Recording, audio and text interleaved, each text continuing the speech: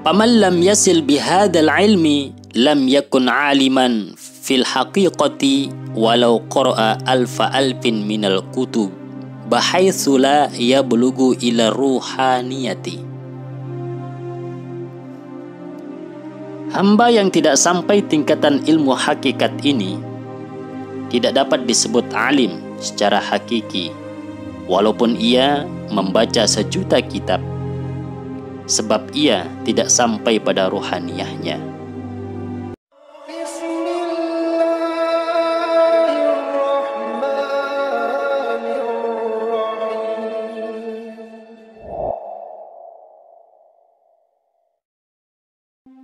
Assalamualaikum warahmatullahi wabarakatuh. Alhamdulillahi rabbil alamin. Wassalatu wassalam ala ashrafil anbiya wal mursalin Sayyidina Muhammadin wa ala alihi wa ashabihi ajma'in. Allahumma salli ala Sayyidina Muhammadin wa ala ali Sayyidina Muhammad. Sahabat Abi Nadira rahimani wa rahimakumullah. Alhamdulillah, segala puji bagi Allah, Tuhan sekalian alam, yang telah memberikan kita umur yang panjang, badan dan jiwa yang sehat, sehingga alhamdulillah kita masih bisa melaksanakan aktivitas kita sebagaimana biasanya. Dan pada kesempatan ini kita juga masih dipertemukan oleh Allah Subhanahu wa ta'ala dalam satu majelis, yaitu majelis ilmu, untuk kita sama-sama saling mengingatkan di dalam kebaikan, tawassaw bil haq wa tawassaw bis sabr. Sahabat sekalian yang dirahmati Allah Subhanahu wa ta'ala, pada kesempatan kali ini kita akan sama-sama menyimak ulasan dari Syekh Abdul Qadir Al-Jailani dengan tema Fi Bayani Adadil Ulum, yaitu kita akan membahas tentang macam-macam ilmu. Sahabat rahimakumullah, ilmu lahir memiliki 12 macam. Begitu juga ilmu batin. Kemudian dibagi untuk golongan awam, golongan khawas, dan golongan khawasul khawas, sesuai dengan kemampuannya. Semua ilmu itu lantas teringkas ke dalam 4 bagian. Pertama, syariat lahiriah, seperti perintah dan larangan, serta hukum-hukum lainnya. Kedua, syariat batiniah, yang disebut dengan ilmu tarekat. Kemudian yang ketiga, tarekat batiniah, yang disebut ilmu ma'rifat. Kemudian yang keempat, batiniah batin, yang disebut ilmu hakikat. Keempat ilmu tersebut harus dikuasai, sebagaimana Rasulullah Shallallahu Alaihi Wasallam bersabda, "Asy-syari'atu syajaratun, wat-tariqatu aghsanuha, wal ma'rifatu awraquha, wal haqiqatu asmaruha." Syariat bagaikan pohon, tarekat bagaikan cabangnya, ma'rifat bagaikan daunnya, dan hakikat adalah buahnya. Sahabat rahimakumullah,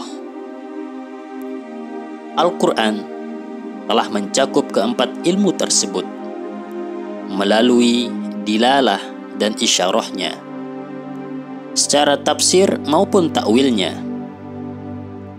Pengarang kitab Al-Majma' berkata, At-tafsiru lil-awami wat-ta'wilu lil-khawasi li'annahumul ulama ar-rasikhun.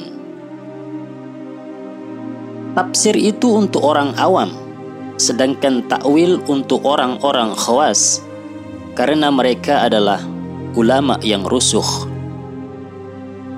Rusuh memiliki makna kuat, kokoh, dan teguh dalam mengemban ilmu, seperti pohon kurma. Akarnya menancap kuat di dalam tanah dan cabangnya menjulang ke langit. Sifat rusuh ini adalah hasil dari melazimkan zikir kalimat thayyibah yang ditanam dalam lubuk kolbu setelah suci dari noda. Allah Subhanahu wa Ta'ala sendiri telah menghubungkan dengan waw ataf kata ar-rasikhun pada lafal illallah dalam surah Ali Imran ayat 7. Ini menurut salah satu pendapat pengarang kitab At-Tafsir Al-Kabir berkata, "Lau futiha hadzal bab lam fatahat abwabul batin." Bila pintu rusuh ini dibuka, maka terbukalah segala pintu makna batin. Intinya sahabat sekalian rahimakumullah, setiap hamba disuruh menjalankan semua perintah dan menjauhi semua larangan, serta melawan hawa nafsu di setiap tingkatan empat ilmu ini, yaitu ilmu syariat, tarekat, ma'rifat, dan hakikat. Fan-nafsu tuwaswisu fi dairati syari'ah minal mukhalafat. Hawa nafsu akan menggoda di ruang lingkup syariat ini untuk melakukan hal-hal yang berlawanan dengan syariat. Di ruang lingkup tarekat, hawa nafsu menggoda untuk melakukan sesuatu yang sesuai dengan syariat, tapi menipu, seperti mengaku nabi dan wali. Di tingkatan makrifat, hawa nafsu menggoda dengan syirik khafi dari bangsa cahaya, seperti mengaku Tuhan. Allah Subhanahu wa Ta'ala berfirman, "Afa'araita man ittakhadha ilahahu hawah?"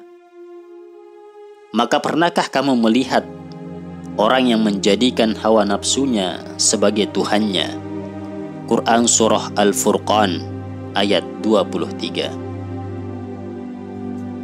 Wa amma dairatul haqiqati fala madkhala fiha lisyayatin wan nafsi walal malaikah.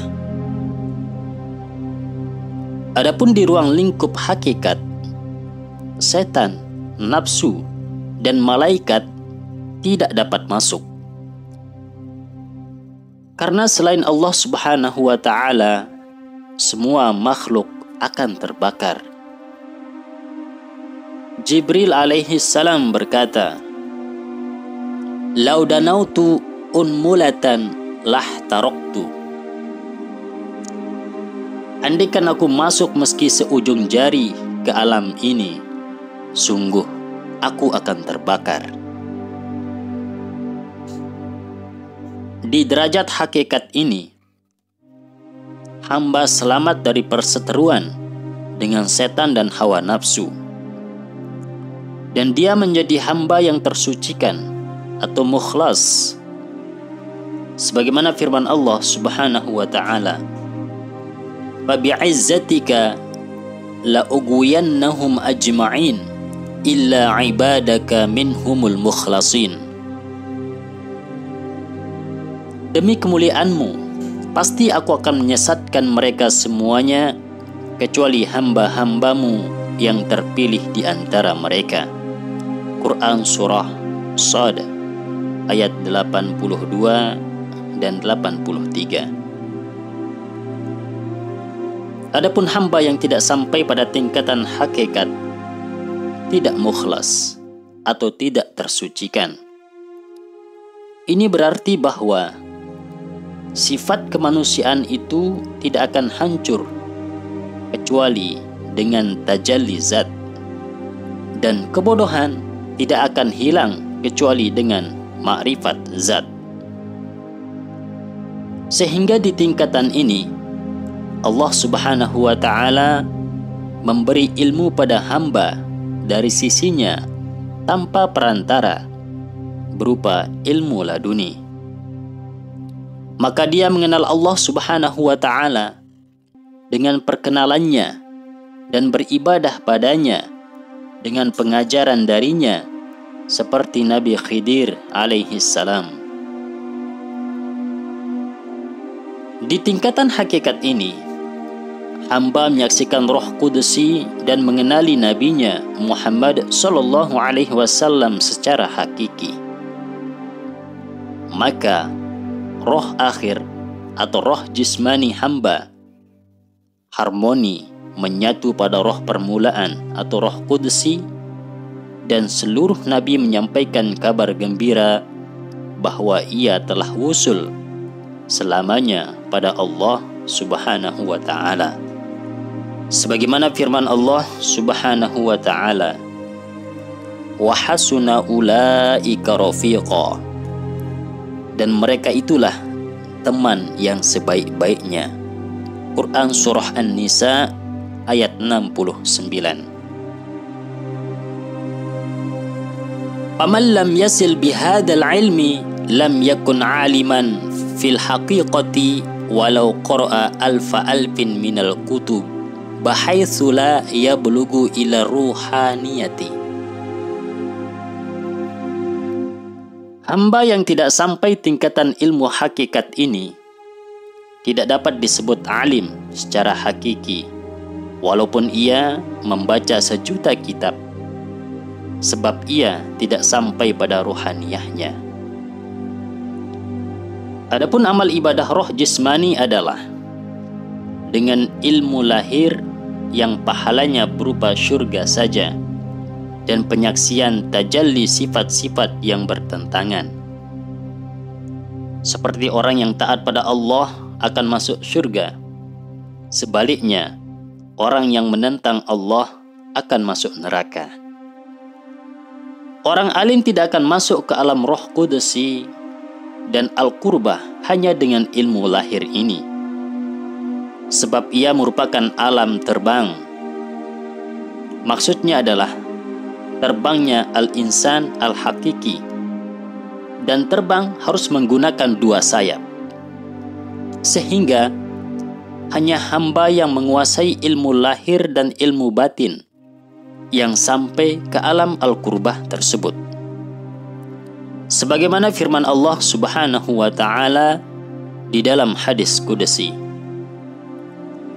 ya ibadi, idza aradta an tadkhula harami fala taltafit ilal mulki wal malakuti wal jabarut, lianna al mulka syaitanul alim wal malakuta syaitanul arif wal jabarut syaitanul waqif, man radiya bi ahadin minhuma fahuwa matrudun indi.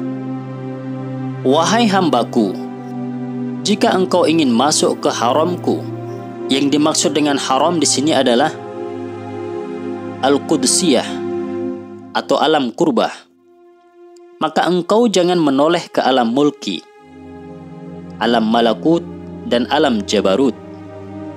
Karena alam mulki adalah setannya orang alim, alam malakut adalah setannya arif, dan alam jabarut adalah setannya al-waqif. Al-waqif adalah orang yang masuk ke alam al-qudsiyah. Siapa yang tergiur salah satu dari keduanya, maka dia tertolak dari sisiku.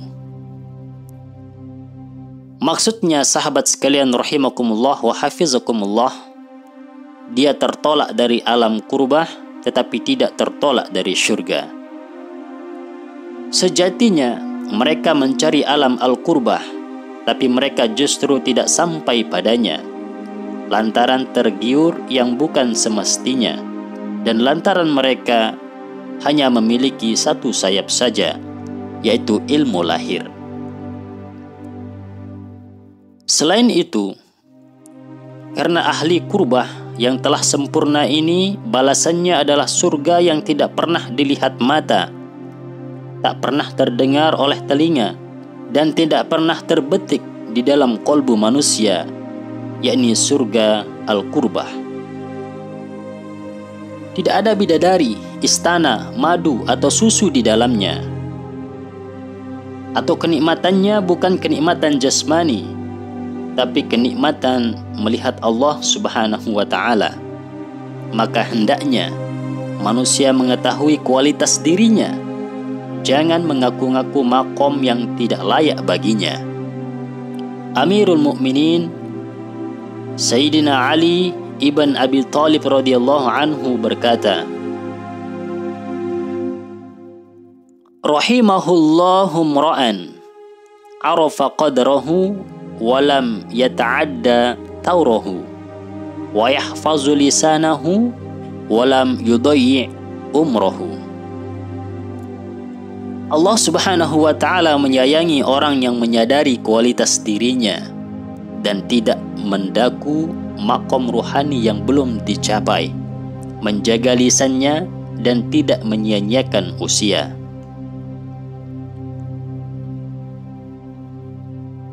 Sudah seharusnya bagi orang yang alim untuk dapat menggapai hakikat manusia yang dinamakan tiflul ma'ani, untuk kemudian merawatnya dengan melazimkan zikir asma tauhid, lalu keluar dari alam jasmani menuju alam rohani, yakni alam sirri, yang di dalamnya tidak ada selain Allah Subhanahu wa ta'ala. Ia semisal padang luas dari cahaya yang tak terbatas. Tiflul ma'ani ini yang akan terbang ke alam al-kurbah sehingga dapat melihat berbagai keajaiban dan memahami hal-hal yang gharib tentang Allah yang tidak mungkin untuk menjelaskannya. Wahia maqamul muwahhidin alladhi fanau min ta'yinihim fi ainil wahdah. Ini adalah makom para ahli tauhid yang lenyap dari identitas diri mereka ke dalam wahdah Allah Subhanahu wa ta'ala. Di dalam sir mereka tidak ada yang dirasakan selain melihat cahaya keindahannya atau jamalullah Subhanahu wa ta'ala. Seperti orang yang tidak bisa melihat ketika sinar matahari memenuhi dirinya. Maka tidak diragukan lagi, manusia yang berhadapan dengan jamalullah tidak akan mampu melihat dirinya karena tertimpa hairah dan mahwiyah. Hairah adalah intuisi atau badihah yang datang di dalam kolbu ahli ma'rifat ketika mereka merenung, dan hudur sehingga berujung pada kelinglungan karena asyik memikirkan Allah Subhanahu wa ta'ala. Adapun yang dimaksud dengan mahwiyah secara definisi adalah lepasnya ahli ma'rifat dari semua wujud selain wujud Allah Subhanahu wa ta'ala. Nabi Isa alaihi salam bersabda, "Lan yalijal insan ila malakutis samawat hatta yulada marratain kama yuladu at-tayru marratain." Manusia tidak akan masuk ke malakut langit hingga dilahirkan 2 kali, seperti burung yang dilahirkan 2 kali. Lahir pertama sebagai telur dan lahir kedua setelah menetas. 2 kelahiran manusia adalah lahir dari rahim ibu, dan kedua adalah lahirnya roh dari kolbu, yakni tiflul ma'ani. Yang dimaksud dengan kelahiran kedua adalah lahirnya roh tiflul ma'ani, hasil kompetensi manusia mengolah al-insan al-hakiki. Tiflul ma'ani adalah siri yang ada dalam diri manusia yang wujud serta ilmunya muncul dari perpaduan cahaya ilmu syariat dan ilmu hakikat. Sebagaimana bayi hasil dari perpaduan sperma dan ovum dari lelaki dan perempuan. Allah Subhanahu wa taala berfirman, "Inna khalaqnal insana min nutfatin amsyaj." Sesungguhnya kami telah menciptakan manusia dari setetes mani yang bercampur. Quran Surah Al-Insan ayat 2. Setelah tiflul ma'ani lahir, seorang ahli makrifat mampu menyeberang dari lautan makhluk hingga yang terdalam, bahkan semua alam di sekitar alam ruh bagai setetes air di lautan. Setelah itu, ilmu-ilmu rohani dan ilmu laduni akan datang melimpah tanpa huruf dan suara. Demikianlah sahabat sekalian rahimakumullah, penjelasan daripada Sultanul Aulia Syekh Abdul Qadir Al-Jilani tentang macam-macam ilmu. Semoga bermanfaat. Barakallahu fikum. Syukran katsir. Jazakumullah khair. Wassalamualaikum warahmatullahi wabarakatuh.